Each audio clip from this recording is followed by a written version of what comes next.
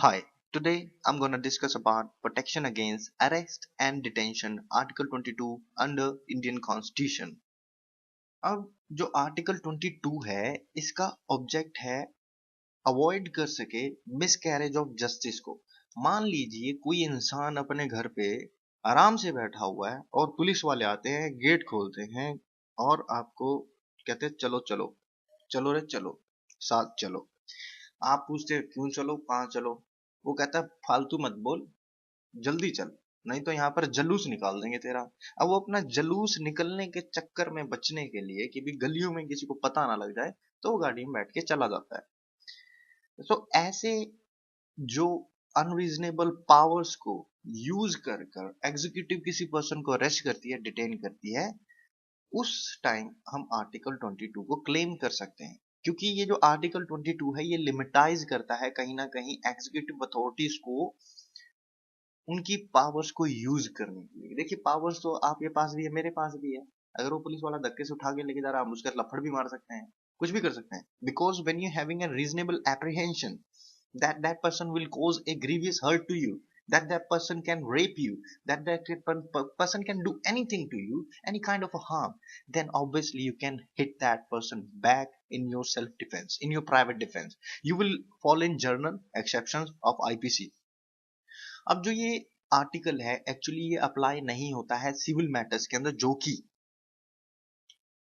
Example के तौर पे बात करें तो किसी की अरेस्ट करी गई है किसी भी तरह के डेप्थ को रिकवर करने के लिए ऑफ लैंड रेवेन्यू, तब यहाँ पर ये जो आर्टिकल है अप्लाई नहीं होता है सिविल मैटर्स के अंदर। ऐसे ही एक केस था state of Punjab versus Ajaib Singh का, जिसमें पुलिस ऑफिसर ने एक अबडक्टेड पर्सन को अपनी कस्टडी में लिया और उसे डिलीवर कर दिया, जो कि नियरेस्ट ऑफिस था, चौकी थी एक, वहां पर उस ऑफिसर इंचार्ज को उस बंदे को अबडक्टेड पर्सन को डिलीवर कर दिया। अब हेल्ड ये किया गया कोर्ट द्वारा कि भी किसी भी अबडक्टेड पर्सन को अपनी कस्टडी में रखना पुलिस ऑफिसर द्वारा वो कॉन्स्टिट्यूट नहीं करता है किसी भी तरह की अरेस्ट या फिर डिटेंशन, जो कि with in the meaning of article 22 है। Article 22 clause 1 and 2 provides you some safeguards against arrest and detention relating to the commission of offence. मान लीजिए आपने कोई ऑफेंस कमिट कर दिया है और किसी ने कॉल कर दिया, पुलिस आ गई। अब जो पुलिस आपको अरेस्ट करने आ रही है, they must communicate to you about the ground of arrest, that on this grounds we are arresting you.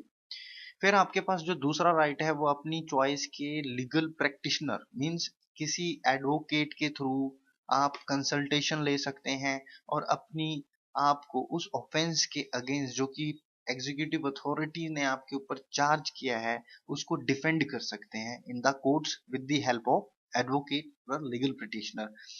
Right to be produce, अब आपको जब अरेस्ट किया है तो आपको within 24 hours nearest magistrate के सामने पेश किया जाएगा। और ये जो डिटेंशन होगी ये मोर देन 24 आवर्स नहीं होगी, और अगर इस डिटेंशन को एनहांस करना है that will be enhanced with the authority of magistrate.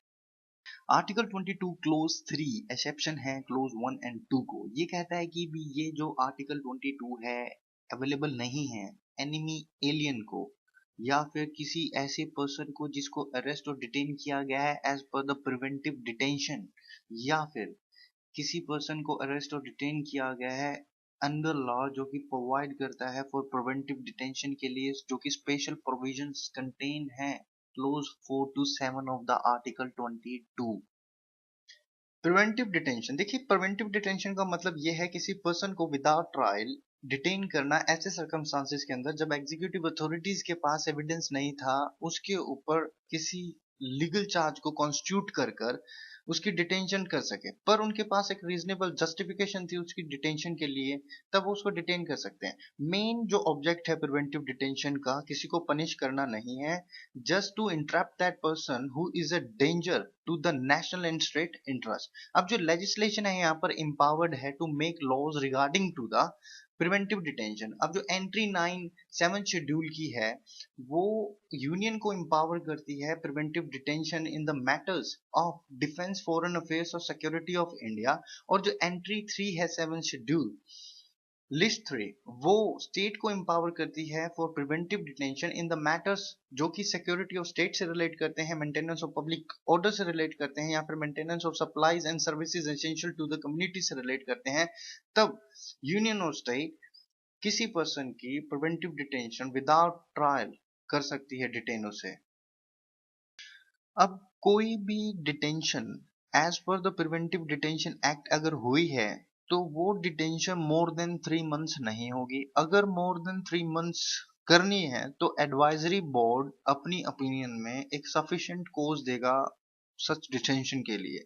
अब जहां पर कोई पर्सन डिटेन हुआ है according to the provision of the law made by Parliament under subclause A and B, that person must not be detained more than 3 months. If it is to be due, then it must be in the opinion of the advisory board to give a sufficient cause. Now the advisory board जो है वो consist करेगा एक qualified high court judge जो कि head होगा इस advisory board का। ये executive के ऊपर है, अब वो constitute करना चाहती है advisory board क्या नहीं। आर्टिकल 22 क्लोज 5 ये एक राइट देता है डिटेन्यू को to be informed about the ground of detention, और ये जो ऑब्लिगेशन है ये इम्पोज की गई है गवर्नमेंट के ऊपर to communicate with detenu about the ground of detention. अब इस रिक्वायरमेंट की कंप्लेंस के साथ जो ग्राउंड ऑफ डिटेंशन है वो इजीली अंडरस्टैंडेबल होनी चाहिए और क्लियर होनी चाहिए। ये ना हो वो पर्सन को तमिल आती है और आप उसे हिंदी में ग्राउंड ऑफ डिटेंशन बता रहे हैं तो उसका कोई मतलब नहीं होगा, फिर वो मिसकैरेज ऑफ जस्टिस होगा। क्लोज 6 ये एक्सेप्शन है क्लोज 5 की। क्लोज 5 कहता है कि ग्राउंड ऑफ डिटेंशन बताने हैं डिटेन्यू को, पर क्लोज 6 कहता है कि भी कुछ ऐसे फैक्ट्स एग्जीक्यूटिव अथॉरिटी अपनी डिस्क्रिशनरी पावर को यूज करते हुए डिस्क्लोज नहीं करेगी अगर वो facts against the public interest to disclose है। प्रिवेंटिव डिटेंशन जो आर्टिकल 22 क्लोज 7 है ये कहता है कि भी जो प्रिवेंटिव डिटेंशन है ना without the reference to advisory board भी हो सकती है, और इस चीज के लिए पार्लियामेंट एम्पावर्ड है, वो प्रिस्क्राइब कर सकती है लॉ ऐसे सरकमस्टांसिस के अंदर जहां पर कुछ क्लास और क्लासेस के लोगों को डिटेन किया जा सकता है मोर देन 3 मंथ्स, जो कि लॉ प्रोवाइड करता है कि भी preventive detention without obtaining the opinion of advisory board in accordance with the provision if sub clause A of clause 4. Thanks for watching. Subscribe the channel for more updates.